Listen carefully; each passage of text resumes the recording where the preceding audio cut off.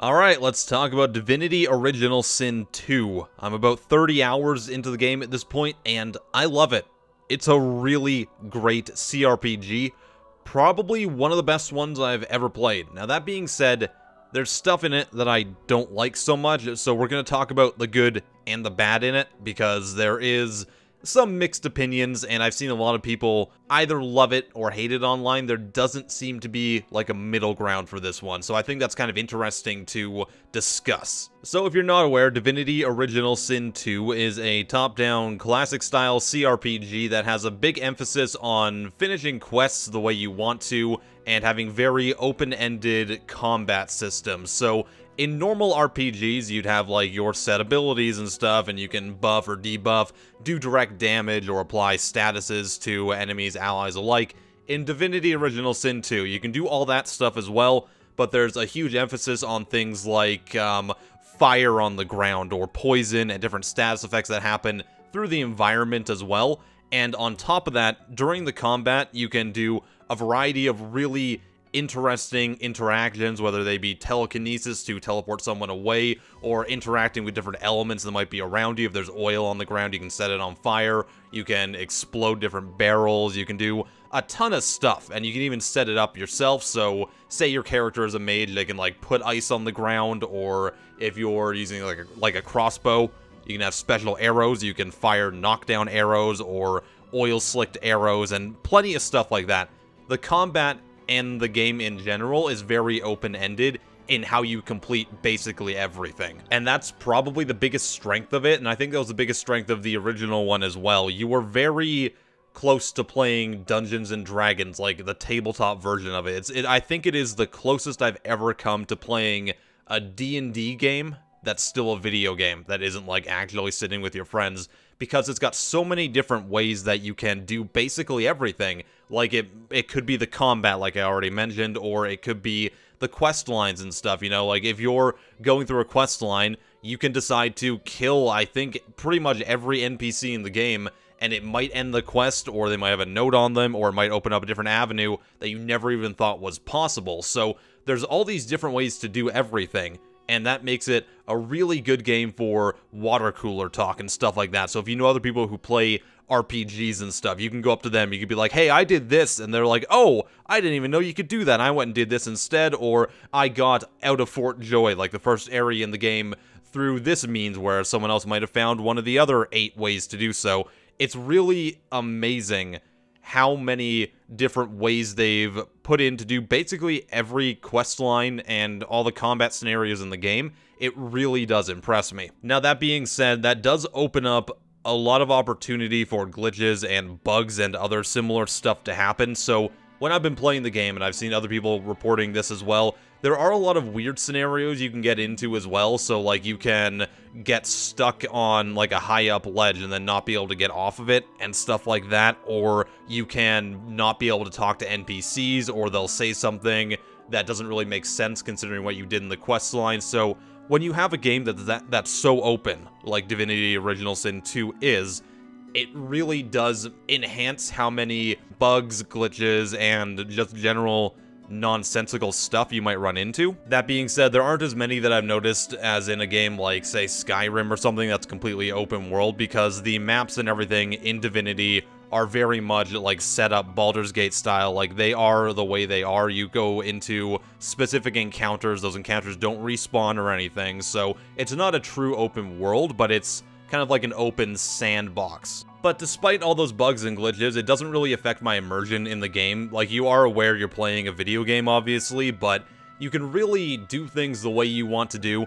There's a ton of role-playing opportunities in the game as well, so you can make whatever character you want. I spent the first probably 25 hours playing as a regular human character, but then I was like, you know what, I'm gonna try something really different, so I made like an undead skeleton elf, and my experience, even with the first part of the game, was completely different than what I had before, because I could get new party members, or it opened up new abilities for me to do, like elves can eat dismembered limbs and stuff, then you like get the memories of the dead body, and that can lead you on different paths and quest lines.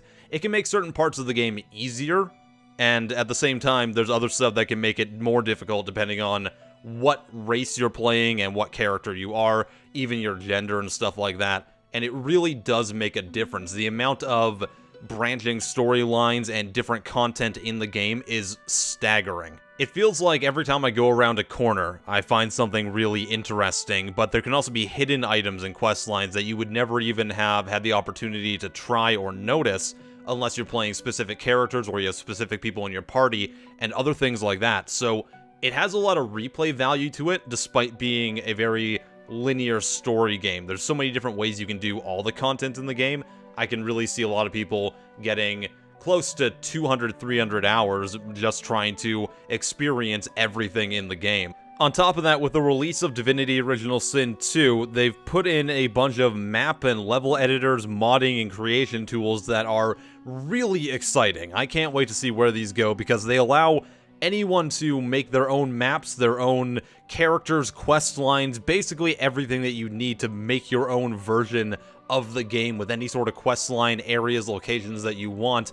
And that's really going to keep a game like this alive. When you have a game that's so open world, sandboxy, and can do so many really neat and interesting things just with the tools that are already in the game, it makes it so easy for people to get into making their own content for their friends and everyone else. So that's really cool to see, and I really want more RPGs and more games in general to kind of take modding like to heart and really put in a lot of cool elements that people can play with, because it will increase the sales of the games for the developer, and it will also increase the playtime for everyone else and their overall enjoyment of the product. So in addition to the full modding tool set, they've also included another mode which is kind of geared towards groups of D&D players. So how it works is basically the DM or GM, whatever you want to call them, sets up maps with some NPCs and stuff in them, but you can't really make them voiced or give them like dialogue or anything like that. You kind of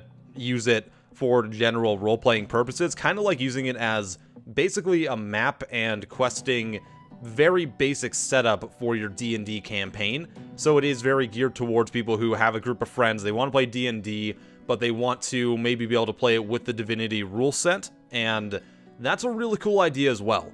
Although it's not really as fleshed out as I'd love it to be, so I'd like to see it kind of given a little bit more attention now that the game's out. Maybe they can update it with some extra features in it and stuff, but it is really neat to see it, and I'd love to see it expanded on in both Divinity as well as other games. I think it does have some merit to it, but as it stands, it's kind of just there. Let's talk about the difficulty in the game, because that's been a very heated topic online. I've seen people saying it's too easy, others saying it's too hard, others lambasting the other people for saying it's too easy.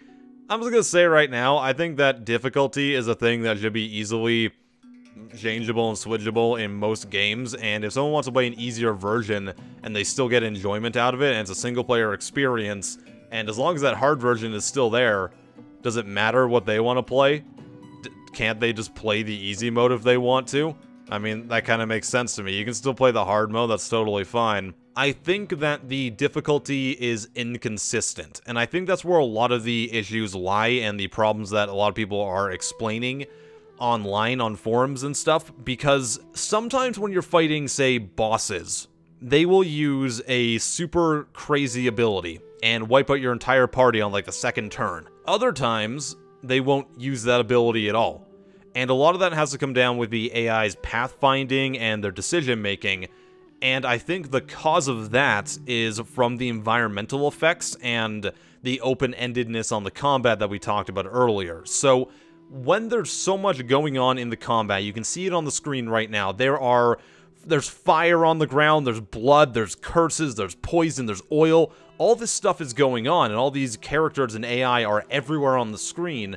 It makes decision-making for them very difficult, and I think that that's the reason that sometimes the AI will just instantly wipe you out with fire, or they will somehow just run away from you and not do anything on their turn. Both those things happen fairly regularly, and it seems very inconsistent in how they do that. I hear on higher difficulties as well, they will use other abilities like teleporting you off ledges and killing you. I can see how that would be very frustrating. In fact, I dropped the difficulty down to Explorer after like 15 hours or so, because I just want to get through the game. but I felt a little bit frustrated with some of the encounters. And again, whatever mode you want to play on is totally fine. There are people who think, say, the classic mode is way too easy, and they go up to the higher difficulties. That's cool. That's totally good.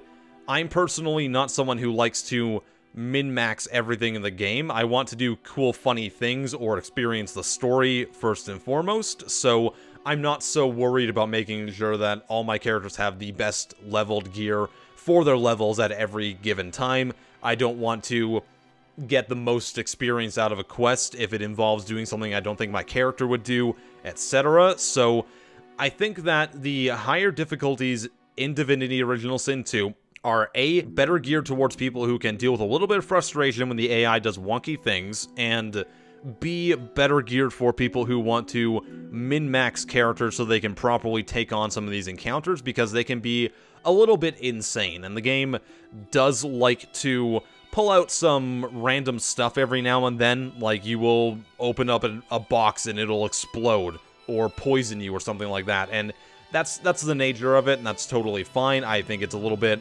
hilarious, and it kind of immerses me a bit more, so I'm okay with it. I think another part of the issue, too, is that this game, when a character dies in it, they don't really die. Like, you can just resurrect them afterwards, and that's kind of like part of the world and part of the experience. I feel like a lot of the time, people are very concerned with keeping all their party alive 100% of the time and everything, when you don't really have to do that. If someone dies during a fight or during a quest, like they open a box and they get petrified or something like that, then that's just something that happens. Then you gotta go and figure out, okay, how am I gonna unpetrify this person? How am I going to, resurrect them? I had to go find a resurrect scroll and come back and do that now. It is part of the experience in it, and I don't think death is as big of a consequence as people think it normally is in video games. And on top of that, I feel like some of that frustration comes from people who are playing it completely single player. I've been doing that for the past 30 hours in the game, and it's a fun time, it's great, but it's very evident that this game was made with co-op in mind, because there is a lot of managing of your party members and their equipment and everything. You know, you can forget that you have this one character with boots from level 4 when you're level 12 at this point, and maybe that's me not being diligent enough and everything, but it does feel like when you're managing 4 characters that in-depthly, you do forget some things, and you do end up playing a little bit suboptimally, unless you're putting in all your effort into making sure you're min-maxing everything. So when you're playing 4-player co-op, you're only managing your one character, and of course you're communicating with your friends and everything, saying like, okay, I found this item, do you need it? They'll be like, yes I do, no I don't, but it makes everything go a bit faster and smoother, because you can all kind of handle your own characters. So when you're playing single player, it can be a little bit overwhelming to try to stay up to speed with every character in your party. Now, some people really like that. They want to min-max everything. They want to manage every single piece of loot all the time, and they find enjoyment out of doing stuff like that. I do to an extent. I think that it goes a little bit overboard at points in this game, but overall, it feels like a hardcore experience. I think overall, Divinity Original Sin 2 is an improvement on the first game.